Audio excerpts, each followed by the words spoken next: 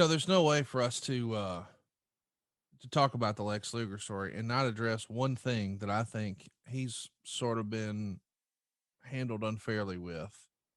I'm talking about Miss Elizabeth. A lot of fans, and we even got a lot of questions about it, and we're not going to go through them all, but a lot of fans sort of point the finger at Lex and say, "Oh, well, Miss Elizabeth." I don't think that's fair to Lex. There's sadly there's been a lot of people who we fell in love with as wrestling fans in the wrestling profession who lost their life way too early Mm. due to a lethal combination of drugs and alcohol. And I don't know that it's necessarily fair that wrestling fans sort of point the ugly stick at Lex Luger in that regard for her. Yeah. It's personal accountability. For instance, Bam Bam Bigelow, he passed away in '07, and it was an accidental overdose type situation, just like Miss Elizabeth. But I think wrestling fans have convinced themselves that the real life Miss Elizabeth was this, um, I don't know, pristine Snow White type character that we saw her with the Macho Yeah. Man back in the '80s. But the real life, that's not her real life. In real life, she did drugs and alcohol. She did too much one day and she lost her life. But it's not like Luger's holding her down and making her do. No. You get what I'm saying here? Yeah. He was made out to be the heel. It's not She fair. was too pristine. She was too much of a, the girl next door. Our TV character that WWF developed was along with Savage was a TV character, Yes. and I can't speak to that real well because I just never had any relationship with her at all. Well, but the point is, Jim, even if, and let's pretend for a minute, even if we're going with the idea that, oh, well, he was a bad influence on her, Yeah, where does the personal accountability come in?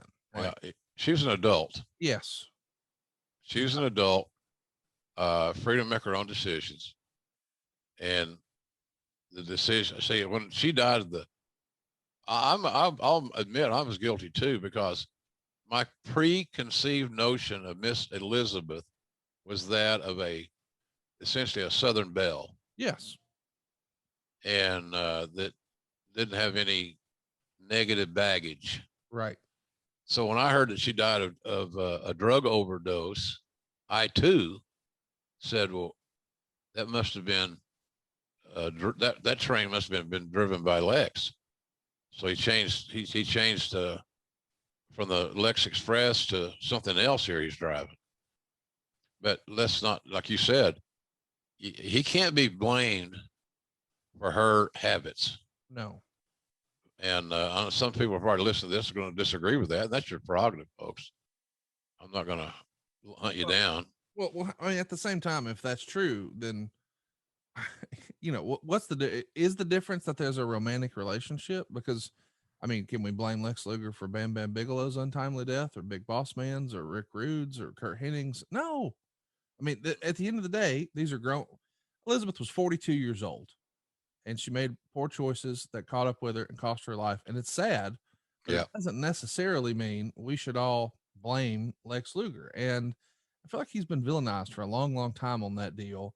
I agree. And I can only imagine from his perspective, no matter the circumstance, when you lose someone who is that big of a part of your life and it happens right in front of you, that's got to be god awful tragic. Yeah, it is. And it's not fair. Yeah. Not fair to have to live with that more days than not. So, yeah, I'm with you. That's a good point. You bring up a very good point, Conrad. She's got to be, Miss Elizabeth has to be held accountable for her own actions. If she was being manipulated to doing excessive amounts of life-threatening drugs and alcohol at the behest of her beloved Lex, might have a different story there. But we But don't know that. Fans just created that narrative. You know what I mean? oh, I agree. I agree with you. So, bottom line is that she has to be accountable for her own actions, and people should stop blaming Lex Luger for Miss Elizabeth's death. Yes. And when they do that, probably feel a little bit better about themselves. But no, there's no way in hell that but I was one of those people though. I'm thinking, oh, Lex, I heard Lex is partying real heavy and all this good stuff. And so that's got to be a tie in there somehow, some way. So then instead of not not really vilifying, but instead of putting the blame where it needs to be, it was a lot easier just to blame Lex. Because again, he had not embraced himself to a lot of people. And that's why one of the reasons he had his issues in wrestling was that he didn't get over. It was because he didn't connect to the audience. Lex Luger was not a beloved character. Miss Elizabeth was a beloved character. So you go to the bad guy. And the bad guy in this scenario, in the eyes of many folks, was the male of the Lex. So I don't know. But in the bottom line, putting a bow on this deal, he should not be blamed and be the sole cause of her issues. It's just not fair, and more importantly, it's just not accurate. Well, the story here is uh, drugs and alcohol in excess, like anything else in excess, is not going to end well. Right. He wound up getting a DUI in April of 03. And then in May is when Miss Elizabeth left us. And when the police are there, they find all kinds of stuff, anabolic steroids, oxycodone, etc. And it even makes the confidential program that the WWE was putting together at the time. It's like a headline story. They're looking for dirt, and boy, they had it. But playing the 911 call and all of that, I just felt like was in poor taste. Yeah. And it almost felt vindictive, for, hey, this is our receipt. Now I know you're going to say, no, that's not true, and I understand that, but still, the guy leaves, maybe not on the best of terms. He doesn't come back, but here's a story where somebody who's not under our employ had something tragic happen. Well, let's exploit it. In Right. hindsight, I wish the company wouldn't have played the 911 call. Can we agree on that? Yeah. But they're going to go back to this. It's a news item. And we're just reporting the news. You're not a news company. You're a fucking wrestling company. I'm with you. I'm with you. I'm not defending them in that respect whatsoever. And they took some liberties, no doubt about it. And I'm sure there was some vindictiveness involved in this. I mean, the embarrassment of walking out of WWF and then showing up on your rival's television show unannounced, unknown to you, was hard for some folks in WWF to get over. And I'm sure included at the top of the list was Mr. McMahon. Well, let's talk about Lex's legacy. But before we do, I want to ask, because this is the question everybody wants to know. Why do you think Lex Luger's not in the WWE Hall of Fame? Some of those things we just talked about, the embarrassment he thrown on the company. I believe he will be. I believe so too. I believe that Lex Luger will be in the WWE Hall of Fame.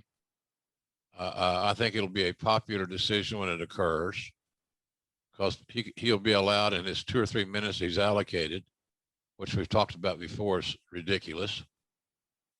Don't induct so damn many people. Have a manageable number of people, and so that they have the appropriate time, using common sense and logic, to tell their story. He's got a hell of a story to tell. So I believe that Lex will be in the WWE Hall of Fame at some point in time. That's just my take on it. I don't have any insider knowledge and all that good shit. I haven't talked to Dave or anybody else about it. It's just a matter of, I think cooler heads will prevail at some point in time, and he'll be inducted. But I think it's the burning of the bridges, how he conducted himself on his exit, things like that contributed to him. But if you want a story, Conrad, if they want to tell stories and they want a visual, because Lex, obviously, thank God, still alive. Here's a guy that'll be rolled onto the stage to tell his story. He's in a wheelchair. So if you're looking for a story, this could be a great story. Tremendous. And a story of success because Lex found true happiness in his faith. And many heathens don't give a shit about faith to any degree.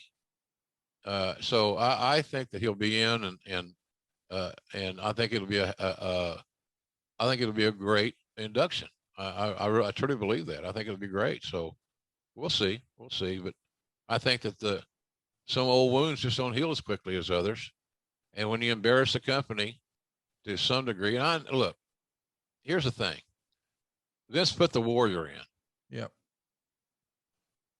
So I don't know that Lex did anything any more egregious by a long shot than the Warrior did to WWF, WWE. Yeah.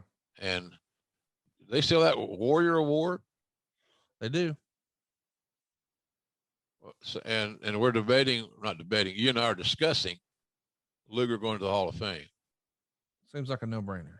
It is a no-brainer. I'm with you on that. And I hope that it doesn't happen posthumously. Me too. It won't, Conrad. I don't think.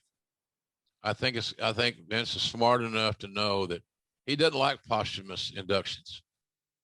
And I think that I don't think he likes wheelchairs on the stage either. He might not, man. He might not. But it's a story. It's a real story. Yeah. That he didn't write. Right. And so I don't know. But deserving tenure, I just think there's a lot of reasons that you would do it, but we'll see. We'll see. Let's say this though. We've talked about a little bit of negativity in a dark place in Luger's life, but I want to hit the reset. His book, Wrestling with the Devil, and his appearances, you got to go out of your way to see and meet this person. He's a special human being. He's turned his life around. He's pulled the nose up. I realize that he has some physical challenges, but this is still very much a success story. The goal in life for everyone listening to this is to be happy. Yeah. Lex Luger is happy in 2021, and we are happy for him. And I'm happy that this story has a happy ending. Certainly there are trials and tribulations along the way, but Lex Luger is a testament to the human spirit of perseverance and positivity and the power of those things. And I'm glad that he's with us, and I hope that he gets his moment on stage real soon. And I want to ask you, Jim, in terms of his legacy in wrestling, what do you think that will ultimately wind up being? Will it be the WCW run the first time? Will it be beating Hogan on Nitro for the world title? Will it be, the Lex Express? What do you think he'll be most remembered for? Interesting question. and there's a lot of right answers probably on it. I equate it to, I don't know if you remember a football player that went to Oklahoma named Marcus Dupree. I do. From Philadelphia, Mississippi. Arguably the greatest high school running back in history. He went to OU and got the wrong people and got influenced to transfer and all this other shit. So he transferred. They did a 30 for 30 on Marcus. Yep. And it was called something along the lines of the greatest story never told, or something along those lines. And I kind of think that's what we are here with Luger, in my view. It was never was. Yeah. That's it. Yeah. The best that never was. I kind of get that feel with Lex. Had everything: look, size, demeanor, athletic ability, all these things. But it never happened. And we, on our first show we did on this, and so if somebody's watching today and hasn't watched part one, there's a lot of errors in booking with Luger. Yeah. And you get him right to the altar, and then the wedding's off. More than once.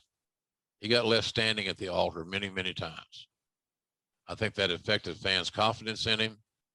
And I think some fans are smart enough to know that if they didn't go all the way with him for some tenure, something believable and realistic, there's something wrong here. And so I think that's where I would say his legacy is the greatest that never was.